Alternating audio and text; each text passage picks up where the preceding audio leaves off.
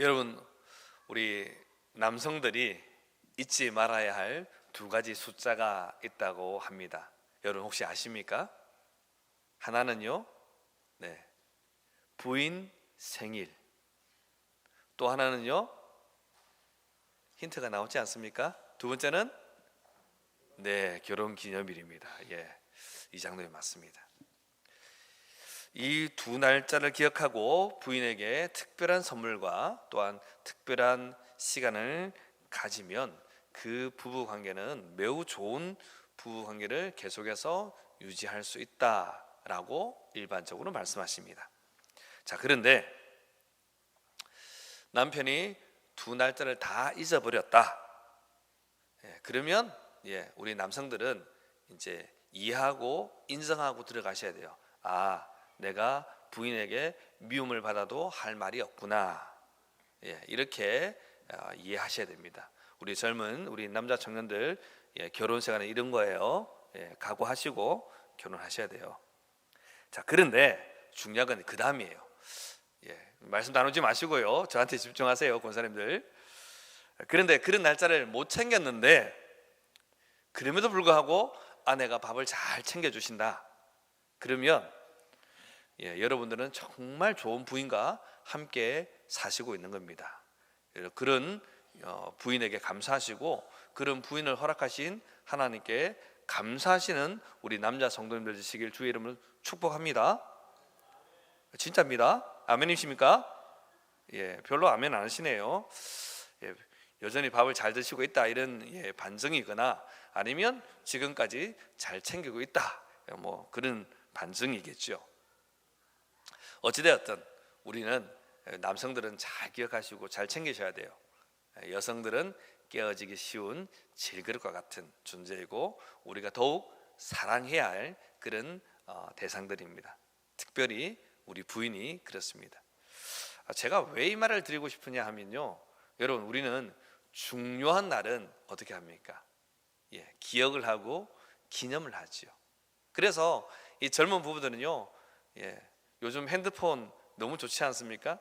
보면요, 핸드폰에 그 바탕화면에 플러스 이게 숫자가 올라가요. 카톡 그 프사에도 올라가요. 날짜가 바뀌면 이렇게 자동적으로 결혼한 지 며칠 됐다. 첫째 난 지 며칠 됐다. 그게 숫자로 표시할 수 있거든요. 중요한 일은 우리가 기억하고 기념한다는 것입니다. 여러분, 오늘 무슨 조일입니까? 교회 창립 기념주일입니다. 올해는 우리 교회가 창립된 지 46주년이 되는 그런 주일입니다. 이것을 기억하며 우리가 예배를 드리고 있습니다. 우리 주보에 나온 대로 우리 교회는 1978년 10월 1일 네사리에 세워졌습니다. 그리고 20여 년 전 우리가 이곳으로 이사를 와서 외사리 이사 와서 이제 예배를 드리게 되었습니다. 네사리에서 시작했던 그 과거의 스토리를 저도 조금 들었습니다만, 네사리에서 시작할 때 대부분 개척교회, 시골교회들이 어렵잖아요. 그 어려운 교회가 지금까지 이렇게 번듯한 건물을 세우고 많은 성도들이 함께 예배드리게 된 것, 참으로 감사한 일이죠. 특별히 오랜 세월 동안 목양 일념으로 또 사역하신 목사님과 또 그 기간 동안에 함께 수고하시며 기도하고 전도하신 우리 성도님들의 봉사와 충성이 있었기에 우리 교회가 이만큼 발전한 줄로 믿습니다. 참 많이 수고하셨고 여러분의 수고에 박수를 드리고 싶습니다. 그런데 여러분, 우리가 잊지 않아야 할 것이 또 하나 있습니다. 그것은 무엇인가 하면 바로 그 모든 배후에, 그 모든 일 중에 우선되는 분, 바로 하나님이십니다. 하나님께서 이 모든 역사 가운데 은혜를 베풀어 주셨다는 것이죠. 하나님께서 우리 교회를 사랑하시고 복을 주셨기에 우리 교회가 또 우리 지금 가정이 이만큼 복받고 살아가고 있다는 것입니다.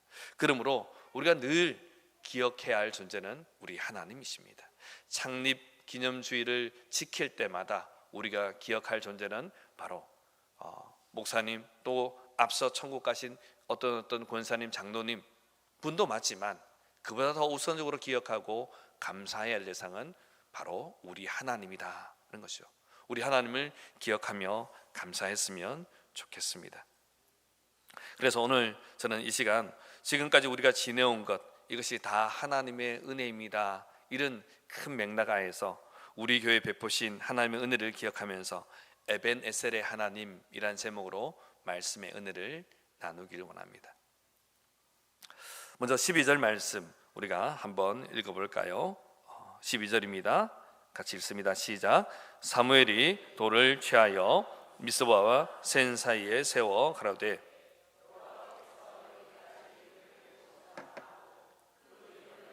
에벤에셀이라 하니라. 아멘.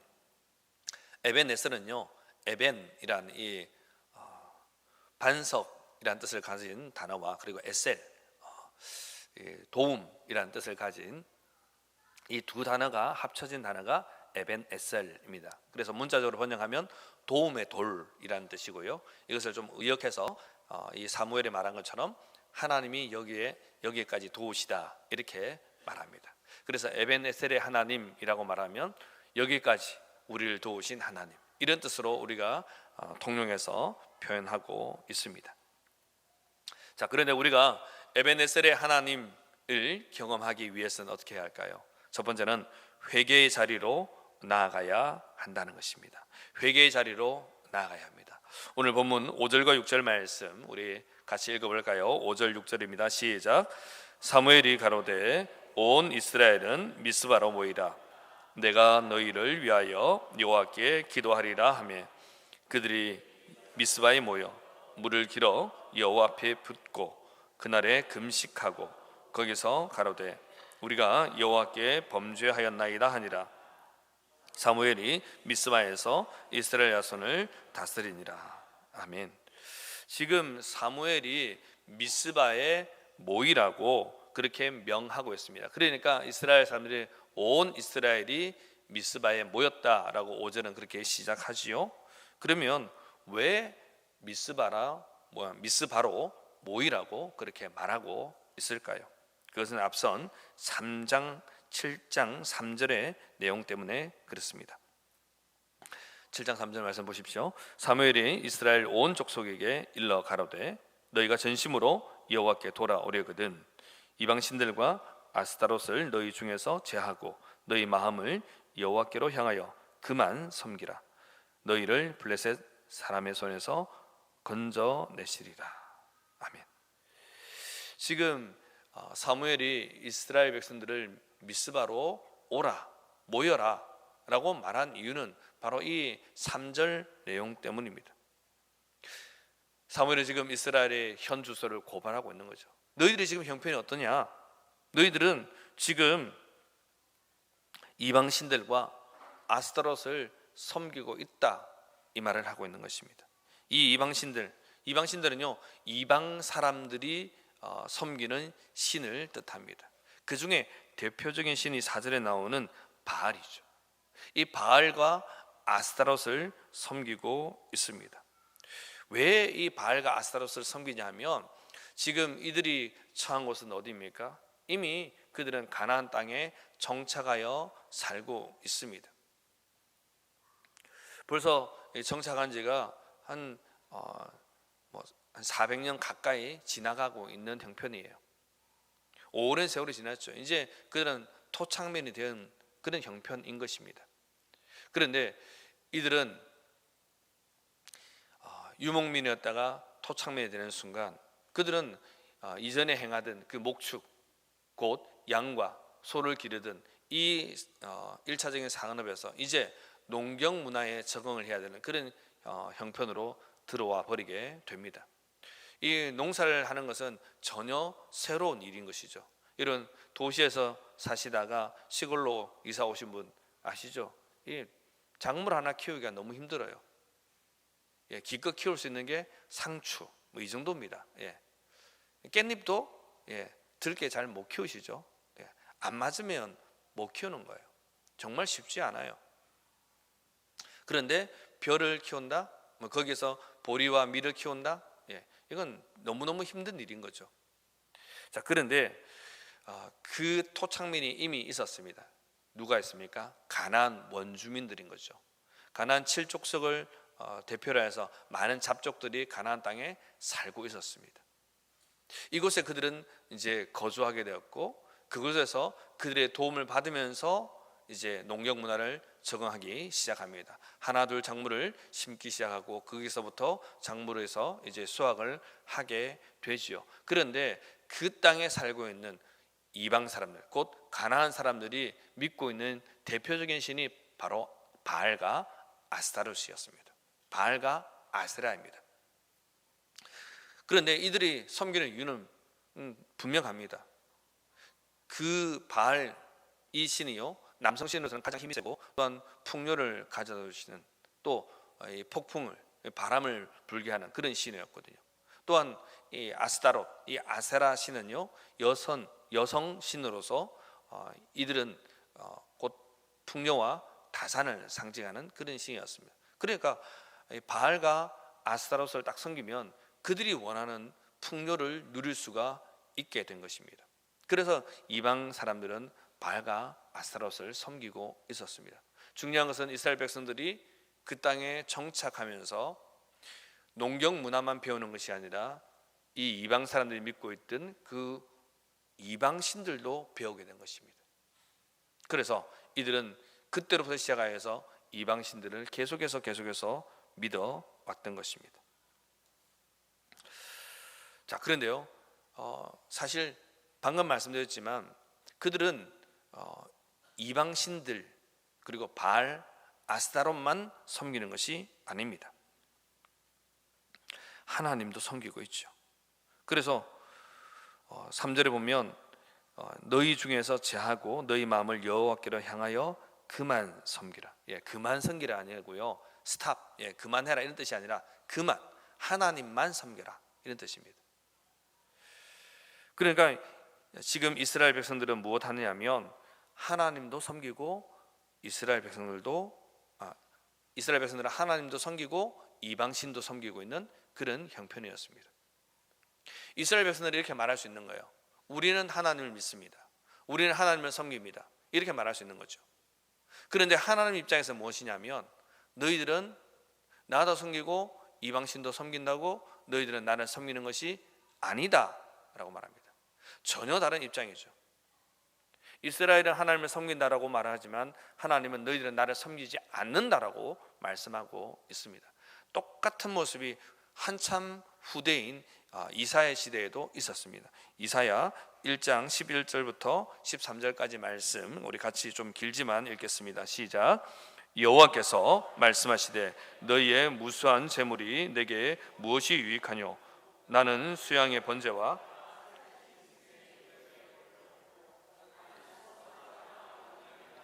수염소의 피를 기뻐하지 않노라. 너희가 내 앞에 보이러 오니 그것을 누가 너희에게 요구하였느뇨? 내 마당만 밟을 뿐이니라. 헛된 재물을 다시 가져오지 말라. 분향은 나의 가정이 여기는 바요, 월삭과 안식일과 대회로 모이는 것도 그러하니 성회와 아울러 악을 행하는 것을 내가 견디지 못하겠노라. 아멘.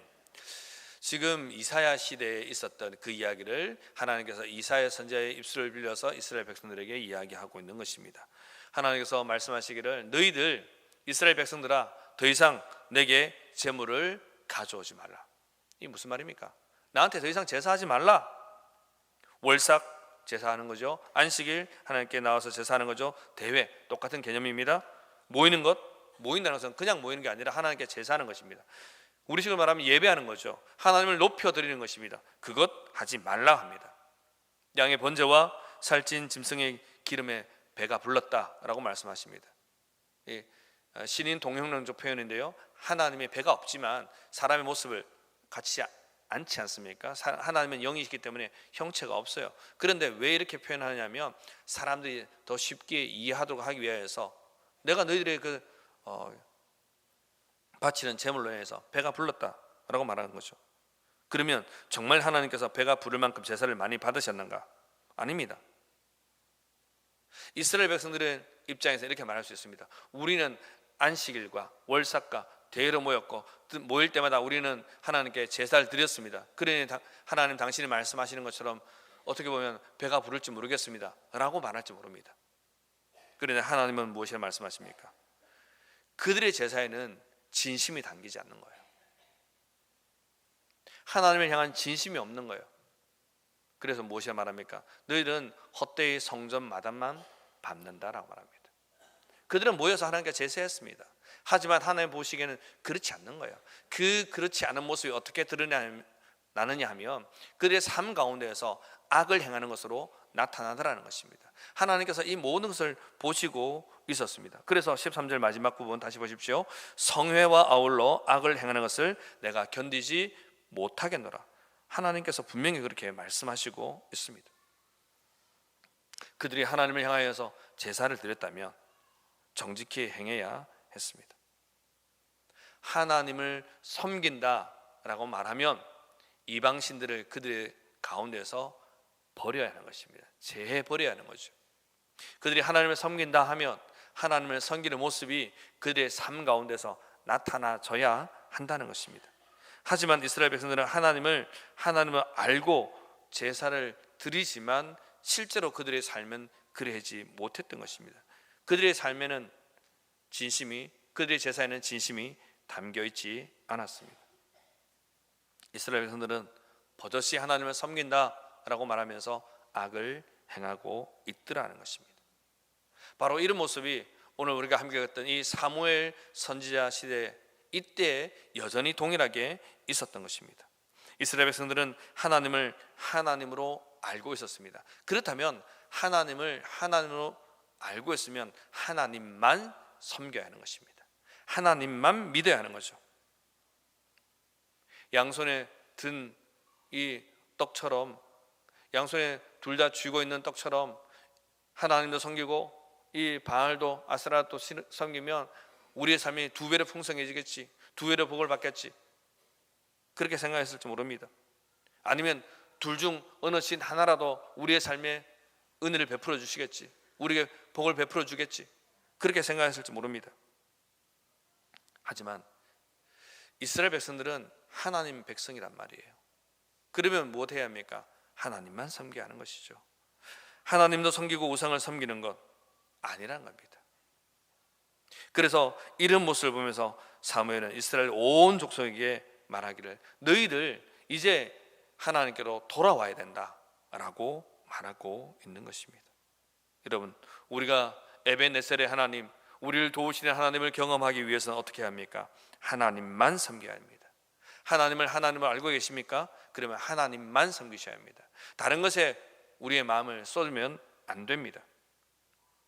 우리는 어쩌면 우상을 안 섬깁니다 라고 말할지 모릅니다. 사실 지금 이 시대에 물리적 형체를 가지고 있는 우상은 우리의 삶 가운데 그렇게 많지 않습니다.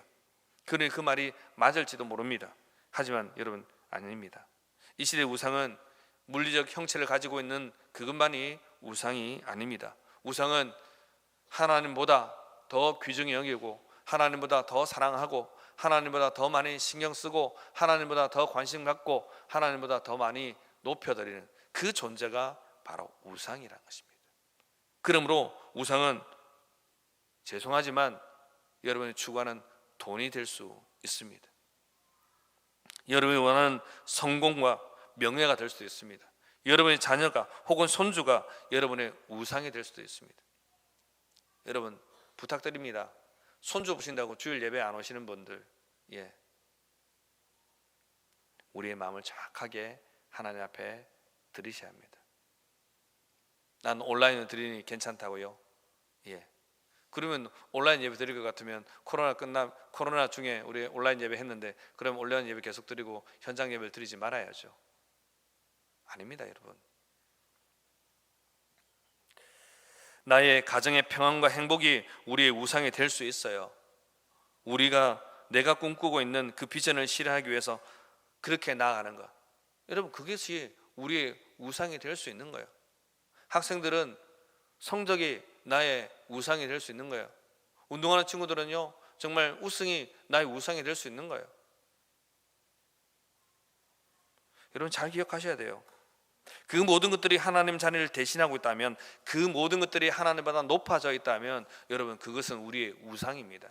우상을 겸하여서 섬기는 것 하나님께서 미워하시고 싫어하십니다. 우리는 하나님을 섬긴다, 하나님을 사랑한다, 하나님을 높인다, 하나님께 경배한다라고 말하지만 하나님은 우리를 향하여서 너희들은 나를 사랑하지 않는다, 너희들은 나를 향하여서 섬기지 않는다, 나를 예배하지 않는다 말씀하신다는 겁니다. 오늘 말씀이 그걸 이야기하고 있는 거예요. 여러분 잘 기억하셔야 돼요. 여러분의 삶 가운데서 어디에 무엇의 시간을 더 쓰고 계십니까? 저는 여러분의 삶 속속들을 잘 모릅니다. 여러분의 삶 여러분이 잘 아실 겁니다. 내가 지금 어디에 신경을 쓰고 있는가? 제가 농담처럼 말씀드렸던, 여러분 혹시 후탁 성경을 우리가 늘 갖고 오는 그런, 죄송하지만 썬데이 크리스찬 아니십니까? 여러분 썬데이 크리스찬은요, 죄송하지만 하나님께서 기뻐하시는 크리스찬 아니에요. 주일날만 나와서 예배드린다, 귀하죠, 감사하죠. 그런데 주일날 나와서 오전에 예배드리고 오후 예배드리는데 여러분 그 예배 가운데 하나님께서 받으실 만한 예배를 드리고 있느냐는 것입니다. 제가 몇 주 전에 우리 교회 기본에 대해서 얘기하면서 말씀드렸잖아요. 예배를 예배답게 드리셔야죠. 예배를 예배답게 드리셔야 돼요. 예배를 사모하는 마음으로 달려오셔야 하고요, 예배 시간에는 하나님께 집중해야 되는 거예요. 우리 육신이 피곤해서 졸 수 있어요. 이해합니다. 그런데 그 조는 것이 매주일 존다면 여러분 심각한 거예요. 정말 목사로서 말씀드립니다. 여러분 심각한 거예요. 나는 일주일 다 너무 열심히 살아서, 저는 아직 젊어서 그렇습니다. 오늘 저 2시간도 못 잤습니다. 하나님 주신 은혜로 쌩쌩합니다. 저는 중고등부 오후에 마치고 중고등부 우리 친구들과 미니 체육대회 됩니다. 오늘 단순히 젊다고 그렇게 되나요? 아닙니다, 여러분. 그럼 단순히 육체의 나이가 들었다고 또 무조건 그러시나요? 아닙니다, 여러분. 그럴 수 없어요. 여러분이 예배에 얼마나 집중하는가, 예배를 얼마나 사모하는가, 얼마나 하나님을 바라보시는가, 거기에 예배의 성패가 달려있는 거예요. 거기에 하나님께서 기뻐하시는 예배자가 되느냐 안 되느냐, 거기에 달려있는 겁니다. 우리의 삶 가운데서 하나님께서 미워하시는 우상이 내 마음속에 있으십니까? 그러면 제거해야죠. 제해버려야 합니다. 3절 말씀 다시 보십시오. 사무엘이 이스라엘 온 족속에 일러 가로되 너희가 전심으로 여호와께 돌아오려거든 이방 신들과 아스타롯을 너희 중에서 제하고 라고 말합니다. 없애버려야 합니다. 마음속에서 끊어내야 됩니다. 제한다는 것은 칼로 도려내는 것입니다. 없어지는 거예요.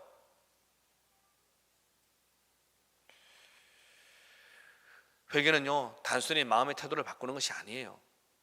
그냥 마음 먹는 것 아니에요. 마음 먹고 행동하는 것이 회개입니다. 그래서 종종 회개를 말할 때 우리는 유턴이다 말합니다. 자동차 운전해 가다가 또 버스 타고 가다가 어떤 신호에 걸리면 가던 방향 반대로 휙 돌려서 오지요? 그겁니다. 회개는 그런 거예요. 마음만 먹는 것이 아니에요. 완전히 우리의 생활이 달라지는 것입니다. 여러분, 우상을 제해버린다는 것이 바로 그런 것입니다. 그것이 하나님만 섬긴다는 거예요. 우리가 에베네셀의 하나님을 경험하기 위해서는 회개의 자리에 나와야 하는 것입니다. 회개의 자리에 나온다는 것은 바로 우리 안에 있는 우상을 제거한다는 것이고, 우상을 제거한다는 것은 단순히 감정적인 결단만이 아니라 우리의 행위가 행동에 따라온다는 것을 여러분 기억하셔야 합니다. 여러분, 우리는 얼마나 하나님의 도움을 많이 구하고 있는지 몰라요. 급하고 어려울 때 하나님을 안 찾습니까? 믿음이 조금만 있는 사람도요, 교회를 한 번 나와본 사람도요, 어려움이 생기면 주님 도와주십시오 이렇게 말합니다. 부지불식간에 그렇게 말합니다. 주여 이렇게 말합니다. 그런데 정말 우리가 그렇게 하나님의 도움을 구하고 있다면 우리의 삶이, 우리의 신앙생활이 하나님과의 그 관계가 바르게 형성되어 있는가를 생각해야 한다는 것입니다. 그렇지 않으면 여러분, 우리는 하나님을 경험할 수 없어요. 에베네셀의 하나님을 경험할 수 없는 거예요. 왜 내 기도를 안 들어주시는가? 여러분 그렇게 말씀하지 마세요. 여러분의 마음속에 하나님보다 더 사랑하는 무언가가 있는데 하나님께서 들어주시겠냐는 겁니다. 그렇지 않습니다. 그리고 두 번째는요, 에베네셀의 하나님을 만나기 위해서는 부르짖어야 합니다. 여러분 따라합시다. 부르짖어야 합니다. 네, 회개 자리에 나오는 것만이 아닙니다. 부르짖어야 합니다. 하나님께 기도해야 되는 거죠. 6절 말씀 우리 같이 읽겠습니다. 6절입니다. 시작. 그들이 미스바에 모여 물을 길어 여호와 앞에 붓고 그날에 금식하고 거기서 가로되 사무엘이 미스바에서 이스라엘 자손을 다스리니라. 아멘. 미스바에 모이라고 말한 이 사무엘 선지자에 따라 이스라엘 백성들은 모입니다. 그리고 이제 무엇합니까? 우리가 하나님께 범죄했습니다. 자신들이 그 죄를 정확하게 고백하는 거죠. 우리가 하나님의 도움을 입는 그 출발은 어디냐면 본인의 회개입니다. 그냥 도와주십시오. 물론 하나님 도와줄 수 있죠. 하나님 전능하시니까요. 또 우리의 모든 형편을 다 아시니까, 전지하시니까 도와주시죠. 그런데 이것이 전제된다는 것입니다. 회개가 전제된다는 거예요. 그 회개가 분명히 오늘 본문에 나타나는 거죠. 우리가 여호와께 범죄하였습니다. 고백하고 8절에서는 우리를 구원하소서 라고 말합니다. 왜 이렇게 고백합니까? 지금 이 블레셋이 쳐들어오는 그 형편 가운데 이들이 이렇게 오는 것은 바로 우리의 범죄 때문입니다. 인식하고 고백을 하는 거예요. 종종 말씀드리지만 우리의 삶 가운데 어려운 형편을 처하면요, 여러분 우리의 삶을 돌아보시는 건 우리의 신앙에 매우 좋은 태도입니다. 모든 일이, 모든 불편하고 어렵고 또 힘든 일들이 반드시 죄 때문에 오는 건 아니에요. 하지만 죄 때문에 올 수도 있는 거예요. 그러면 무엇합니까? 우리가 하나님 앞에 우리의 신앙을 돌아봐야 하는 것입니다. 그리고 깨닫게 되면 고백해야 하는 거죠. 우리가 주께 범죄했습니다. 주님, 제가 범죄했습니다 라고 고백해야 하죠. 그리고 8절에 나온 것처럼 주님, 우리를 구원해 주십시오 라고 우리는 기도해야 하는 것입니다. 구해야 하는 것이죠. 기도가 모인 이 이스라엘 백성들, 미스바에 모여서 그들은 하나님께 번제드립니다. 하나님께 제사합니다. 하나님께 예배합니다. 그리고 하나님의 자비를 구하고 있습니다. 하나님의 은혜를 구하고 있는 거죠. 하나님께 부르짖는 거예요. 이 부르짖다는 것은요, 절박함과 간절함이 담겨있는 그런 외침입니다. 가끔 기도하시는 분 보면요, 뭐 다른 말씀 없이 그냥 쭉 하고 큰 목소리로 정말 간절하게 부르짖는 분들을 보게 됩니다. 그런데 우리가 뭐 그분들의 형편을 다 알 수 있겠습니까만은 그의 목소리에서 들리는 그 감정들은, 느껴지는 것은 저분이 참 하나님을 간절하게 부르는구나, 절박하게 부르는구나, 그의 형편에 참 어려운 일이 있구나 라고 느껴집니다. 여러분 그렇죠. 우리가 집회를 가보면 그래요. 때로는 가끔 새벽이나 금요 때 그렇게 간절하게 기도하는 분들이 있어요. 그런데 여러분, 우리가 기도해야 된다는 건 누구나 다 알고 있습니다. 맞죠? 예수 믿는 사람 중에서 기도해야 된다는 걸 모르는 분이 누가 있습니까? 없습니다. 다 기도해야 되는 거 알고 있어요. 그런데 여러분, 너무 잘 알고 있는 기도 우리가 왜 안 할까요? 두 가지입니다. 하나는 믿는 구석이 있는 거예요. 하나님보다 더 믿는 무언가가 있는 거예요. 그것이 물질이든 또는 사람이든 나의 배우자든 자녀이든 부모이든 혹은 나의 인맥 가운데 힘있게 느껴지는 그 누군가든, 아니면 내가 지금 은행에 저축해놓은 돈이든 그 무언가를 믿고 있는 거예요. 그것이 이 문제를 해결할 수 있다고 생각하고 판단하는 거예요. 그러니까 뭐합니까? 기도할 순간에, 기도할 상황에 기도보다 그것을 더 궁리하고 있는 거예요. 제 말에 틀렸습니까? 여러분, 우리 정직하셔야 돼요. 우리가 이 기도할 상황에 기도하지 않는 이유 또 하나는 무엇인지 아십니까? 우리가, 이건 참 어른들이 말씀하시는 건데요, 좀 덜 답답해서 그래요. 덜 답답해서 그런 거예요. 자기가 답답하면 어떻습니까? 하나님께 나올 수밖에 없습니다. 하나님께 나와서 기도할 수밖에 없는 거죠. 하나님께 간절하게 부르짖을 수밖에 없습니다. 하나님, 나의 상황 다 아시죠? 모든 지각에 뛰어나신 하나님, 나의 형편 아시죠? 하나님 해결해 주십시오. 간절하게 부르짖는 거예요. 또 하나가 뭔지 아십니까? 제가 두 가지를 말씀드렸는데 이건 말씀 안 드리려고 말씀드립니다. 또 하나가 뭔지 아십니까? 하나님을 하나님으로 인정하지 않기 때문입니다. 말은 교회 나온다고 말해요. 예배 드린다고 말해요. 그런데 우리가 하나님을 온전히 믿지 않는 거예요. 하나님 믿지 않으니까 하나님께 기도하지 않죠. 하나님 안 믿는데 어떻게 하나님께 기도합니까? 하나님 안 믿으니까 앞서 말씀드린 것처럼 다른 것을 더 의지하는 겁니다.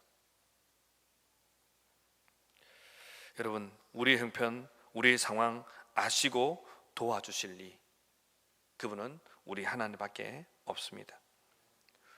우리가 주께 부르짖는다는 것은 하나님의 주권과 하나님의 능력을 인정한다는 뜻입니다. 이스라엘 백성들이 이제 미스바에 모였다는 소식을 듣고 블레셋 사람들은 어떻게 합니까? 군대를 모으고 쳐들어오게 됩니다. 곧 이스라엘을 점령할 것 같았어요. 이길 것 같았어요. 그런데 사무엘과 이스라엘 백성들은 자신의 힘으로는 이 블레셋을 이길 수 없다는 사실을 깨닫습니다. 그래서 하나님께 도움을 구하고 있는 것입니다. 여러분, 이것이 바른 신앙이에요. 어려움을 우리가 경험하고 있다? 그러면 하나님께 나아가야 하는 거죠. 기도는 나의 연약함을 인정하고 전능하신 하나님의 능력과 주권을 인정하는 행위라는 것입니다. 그냥 주여라고 말하는 것이 아니라 하나님이, 내가 하나님 믿사오니, 하나님 모든 능력을 갖고 계시오니 하나님께서 이 문제를 해결해 주십시오라고 말하는 것이죠. 누구 하나 도와줄 리 없는 이 절망적인 상황 가운데서 하나님만 믿고 나아가겠습니다. 그것이 기도하는 모습입니다. 여러분, 에베네셀의 하나님을 우리가 경험하기 위해서는 하나님 앞에서 회개할 것만이 아니라 하나님께 기도해야 하는 것입니다. 그것도 간절하게 부르짖는 기도를 해야 하는 것입니다. 여러분, 인생의 어려움을 지금 지나고 있습니까? 여러분, 그러면 하나님께 기도하십시다. 여러분, 기도해야 합니다. 정말 기도해야 합니다. 그렇지 않으면요, 우리의 문제가 풀리지 않아요. 이렇게 기도할 때 하나님은 어떻게 하시는지 아십니까? 셋째로, 에베네셀의 하나님은요, 기도에 응답해 주십니다. 오늘 보면 9절과 10절 말씀 우리 같이 읽겠습니다. 시작. 사무엘이 젖 먹는 어린 양을 취하여 온전한 번제를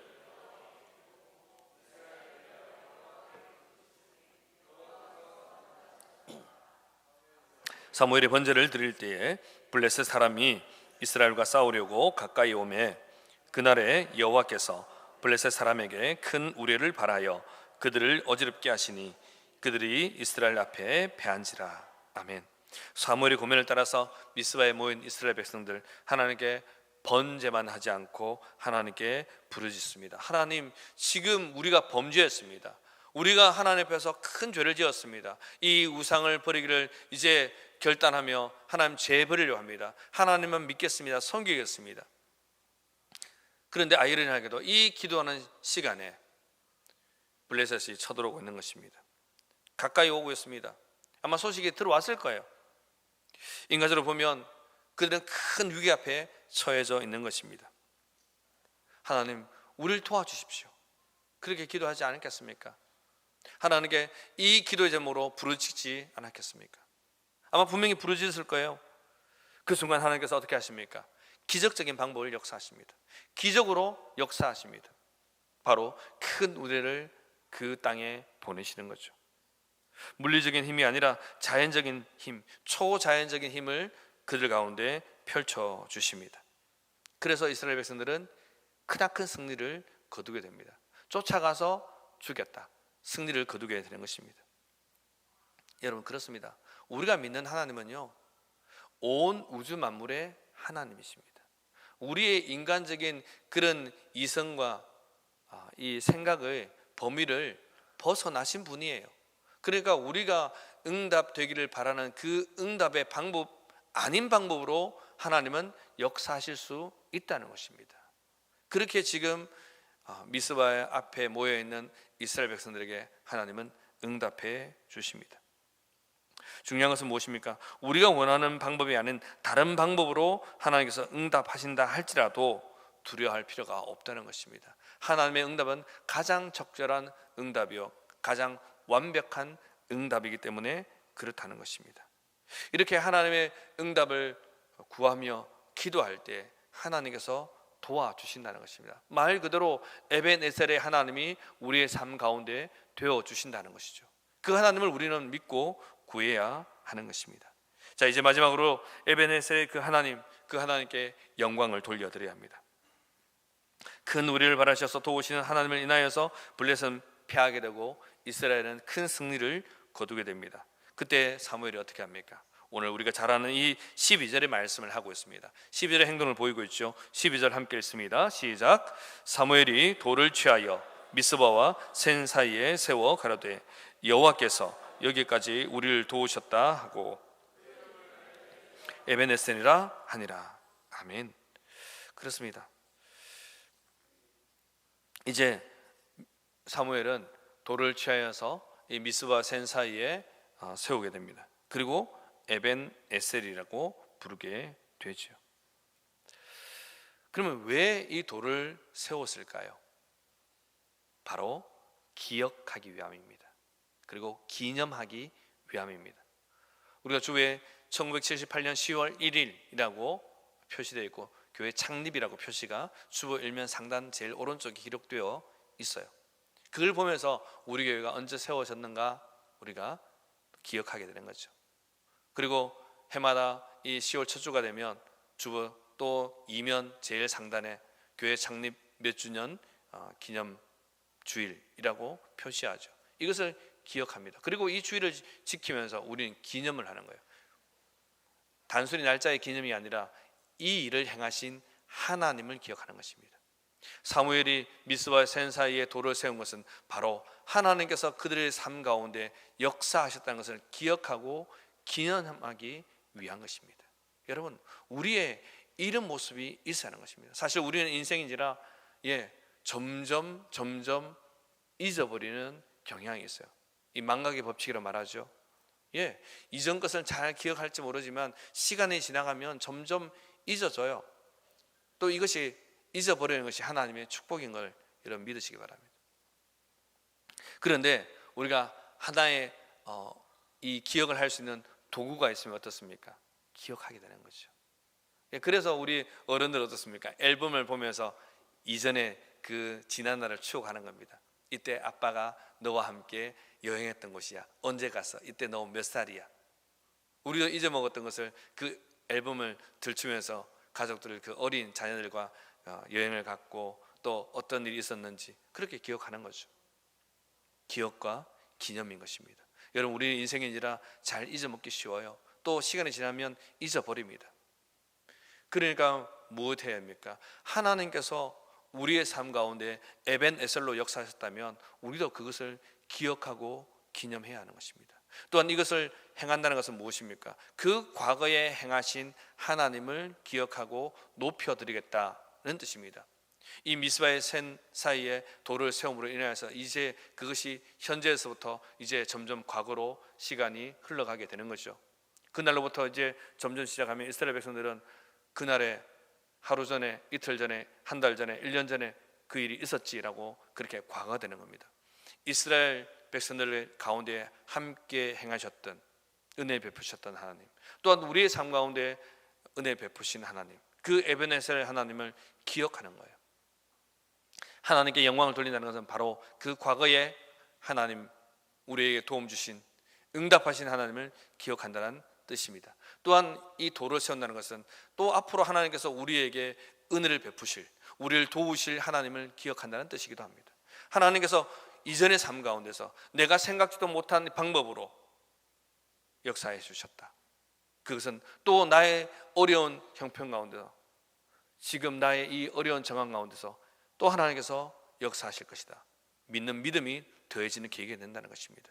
여러분, 이스라엘 백성들 가운데서 그 누가 하나님께서 지금 우레를 바라셔서 그곳에 이 블레셋 많은 대군들을 죽일 것이라고 그 누가 예상이나 했겠습니까? 아무도 예상치 못했습니다. 그런데 이 돌을 세움으로 말미암아 그들은 이제 기억하게 되고, 또 앞으로의 삶 가운데도 하나님께서 역사하실 것을 기억하며 하나님께 영광을 돌려드리고 있는 것입니다. 여러분, 에베네셀의 하나님은 과거의 하나님만이 아닙니다. 지금까지 우리를 도우신 하나님, 그 하나님만 높여드리는 것이 아니라 그 과거에 우리의 삶에 역사하셨던, 우리 교회 가운데 역사하셨던 그 하나님을 기억하는 것만이 아니라 우리의 앞으로 다가올 모든 시간들 가운데에서 어렵고 힘들 때, 아니 기쁘고 즐거울 때에도 우리의 삶 가운데 역사하실 하나님, 그 하나님을 높여드리겠다는 그 의지의 표현이라는 것입니다. 그것이 바로 우리가 에벤에셀의 하나님을 기억하는 방편이요 방법인 것입니다. 사랑하는 성도 여러분, 우리는 이제 하나님의 은혜로 46년을 지나왔습니다. 46년 지나고 이제 5일 지났어요. 이것이 다 하나님의 은혜입니다. 그래서 우리는 지금까지 지내온 것 다 하나님의 은혜입니다 라고 고백할 수 있는 것이죠. 우리 그 하나님의 은혜를 기억하면서 우리 이 찬양 했으면 좋겠습니다. 지금까지 지내온 것, 우리 육성으로 우리 함께 찬양하십시다. 지금까지 지내온 것 주의 크신 은혜라, 한이 없는 주의 사랑 어찌로 말하랴. 자나깨나 주의 손이 항상 살펴주시고 모든 일을 주 안에서 형통하게 하시네. 할렐루야, 아멘. 그렇습니다. 하나님께서 우리의 모든 삶 가운데서 지나오셨고 또 지나온 시간에 함께 하셨고 형통케 하셨습니다. 앞으로 우리의 삶 가운데서 여전히 에베네셀의 하나님께서 우리의 삶을 형통케 하시고 도우시고 우리가 생각지 못한 방법으로 역사하실 줄로 믿습니다. 이 하나님을 기억하시고 날마다 우리의 삶을 주께 올려드리고 주님만 섬기며 우리의 믿음 변치 않기를 그렇게 살아가는 저와 여러분 모두가 되시길 주님의 이름으로 축복합니다. 아멘. 우리 함께 기도하시겠습니다.